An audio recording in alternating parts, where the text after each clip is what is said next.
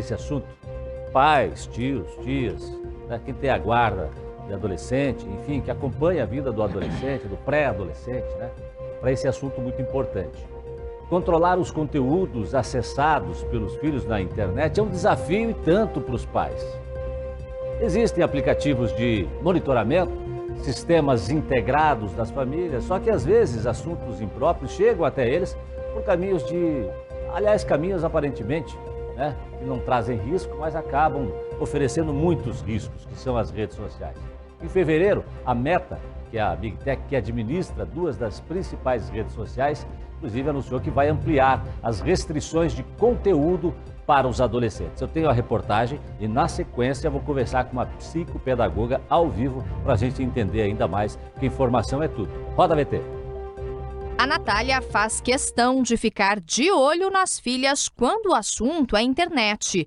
Mãe de duas adolescentes, ela tem um aplicativo para controlar o tempo que as meninas passam nas redes sociais. Eu posso limitar o tempo de uso das redes sociais e posso limitar o tempo de uso do próprio celular, né? Então, assim, der um determinado tempo, um determinado período ali, o celular bloqueia, ela consegue fazer chamada de emergência, caso precise.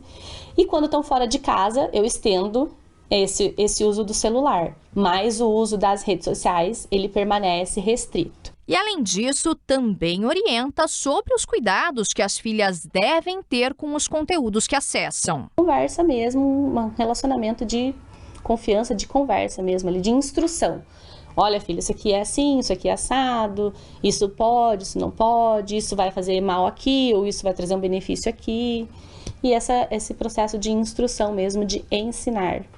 O problema é que nesse universo da internet os usuários têm acesso a todo tipo de informação e conteúdo. Pelo menos a partir de agora, os pais vão ter uma mãozinha nesse controle. A Meta anunciou que vai intensificar as restrições a conteúdos considerados sensíveis, como suicídio, automutilação e transtornos alimentares. A novidade se aplica a contas do Facebook e Instagram, do público entre 13 e 25 anos de idade, ou seja, adolescentes como a Júlia, que tem 17 anos. Você acha que é um público que tende a ser mais influenciável ainda, que talvez não tenha um discernimento tão grande com o conteúdo que acessa? Eu acho totalmente que é influenciado, né? A gente vê, tipo, por exemplo, pelas trends que tem, que história e tá todo mundo fazendo igual, então, mesmo que seja uma coisa ruim, as pessoas acabam seguindo. Ai, porque tá em alta, quero aparecer, quero chamar atenção.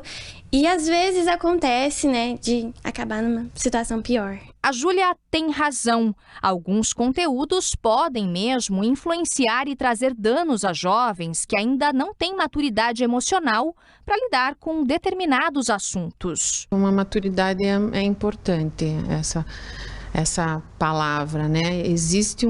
Eles vão desenvolvendo essa maturidade ao longo da infância, né? E nessa fase, é uma fase de muita vulnerabilidade mesmo, né? Então, esses conteúdos, eles estando abertos, não que isso vá aparecer em todos os adolescentes, mas uma grande parte deles fica vulnerável a isso. Mas, para a especialista, só a restrição não garante nada. A maturidade emocional de uma pessoa se constrói desde os primeiros anos de vida e está ligada à base oferecida dentro de casa pela família. Na infância, as crianças brincam, a interação vem muito pelo brincar.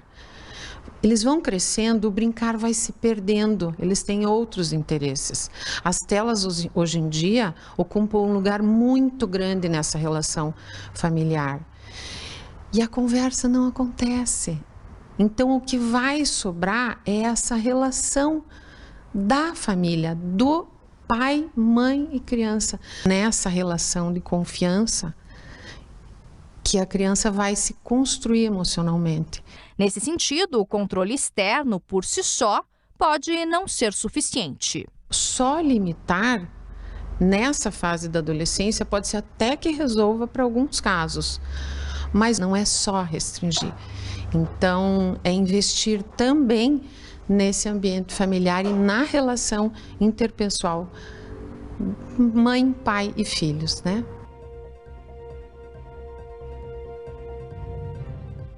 Bom, a verdade, né, minha gente, é que por mais que a gente saiba que deve controlar o acesso dos jovens a alguns conteúdos, a gente fica na dúvida na hora de fazer e como fazer. Até que ponto eu estou invadindo a privacidade do meu filho? Ou então será que eu deveria ser mais rígido para ajudar a gente a entender toda essa história, essa situação, né? Nós recebemos aqui no estúdio a Mariana Canova, que é psicopedagoga. Mariana, obrigado pela sua presença aqui conosco no estúdio do Balanço Geral. É sempre bom, né, quando a gente recebe alguém que traz conhecimento, informação e orientação para a gente e também para o nosso público. Mariana, eu devo ter a senha das contas dos meus filhos, pré-adolescentes, adolescentes, controlar a vida deles na internet? Essa é uma questão muito polêmica, né? A gente sempre pensa até que ponto que existe o limite do que é do meu filho e do que é meu. Mas você, como responsável, sim, deve ter a senha, até porque eles ainda não têm maturidade o suficiente para ficar num movimento totalmente livre. Digo, a gente não deixa os nossos filhos pequenos ou mesmo adolescentes livres em qualquer lugar, sem saber onde eles estão, com quem eles estão falando, o que eles estão fazendo. E a internet é a mesma coisa. Então, como família, a gente deve sim ter essa responsabilidade sobre as crianças. E a gente, como pai e como mãe, não deve ficar acuado, né? Deve conversar de uma forma bastante tranquila, transparente e responsável, pois ainda somos responsáveis pelos nossos filhos adolescentes. Eu tive a sorte de educar o meu filho numa fase em que a gente tinha um PC em casa, ou seja, era de uso comum, então facilitava muito, e as redes também não eram assim. Hoje, todo mundo da família tem um aparelho que faz esse acesso. E a gente dizia assim, o mal, quando eu trancava a porta de casa, ficava para fora. Hoje, o mal acessa as crianças. Eu tenho dificuldade com essa ideia de que um adolescente, principalmente uma criança, tenha esse tipo de privacidade, esse tipo de liberdade, né? Eu sou a favor de que que fique nesse controle. Mas esse controle pode ser exercido como? Uma vez que a gente sabe também que a adolescência é marcada pela curiosidade e pelo desafio. Sim. Como é que se exerce esse controle, na verdade esse cuidado que acaba transmitido em controle, sem que isso acabe virando um outro drama, né? Ótima pergunta. A gente vai pegar um termo aí que eu gosto muito, que é alfabetização midiática. A gente é tão preocupado com a alfabetização das crianças e a gente esquece que a gente também precisa passar por um processo de alfabetização de mídias. Então, ter a consciência e desenvolver em nossos filhos e mesmo na gente, pensamento crítico sobre como trabalhar com as mídias é fundamental. Nesse momento, você pode, com o seu filho, que já está adulto, né? Você não, meu filho tem 34 inveja de você, anos. Márcia, porque não é o caso do meu. O meu tem 8, então eu tenho que estar ali. Mas um dia ele chega lá, deixa eu ter saudade do 8. É verdade. Mas nesse momento, o que a gente precisa fazer? É trazer conscientização para as crianças, né? Para elas poderem pensar que o que tem na internet pode fazer mal também, né? E trazer movimentos de construção de malícia. Não adianta você bloquear ou você proibir o seu filho de acessar determinados sites. Você precisa saber, primeiro, o que ele está fazendo. Até porque o mero não aguça, né? Não. Segundo, qual é o tempo de acesso que ele está tendo? Porque a gente tem um problema seríssimo de crianças que estão isoladas. Ia perguntar exatamente sobre a questão do tempo. Eu devo determinar um tempo para ele usar a internet por dia, por exemplo? Com certeza. Você pode fazer isso. É importante para ele, para que ele possa entender que existe vida além das mídias, né? Da tecnologia em si. Então, o que eu faço com o meu filho? Eu coloco o tempo que ele pode assistir ou que ele pode, né, se envolver com um determinado joguinho ali no meu celular, que eu sei o que ele está fazendo. Terminou aquele tempo, ele vai ter que fazer outra coisa. E assim a gente vai ajudando a criança a entender que existe um mundo além das telas. Porque muitas vezes a gente tem um problema seríssimo de isolamento social por conta do excesso de telas. A gente tem aí países que estão enfrentando crises gigantescas com os adolescentes justamente por conta disso. Por não poder, não entender como fazer e as crianças se isolam. Na pandemia a gente passou por isso, né? Nós tivemos muitos casos de crianças e adolescentes que depois não queriam voltar para a escola porque se acostumaram a ficar dentro dos seus quartos nas suas telas. E qual a atenção que eu devo tomar para evitar que o meu filho, minha filha, enfim, esteja sendo vítima de cyberbullying, por exemplo, na internet? Quais são os sinais?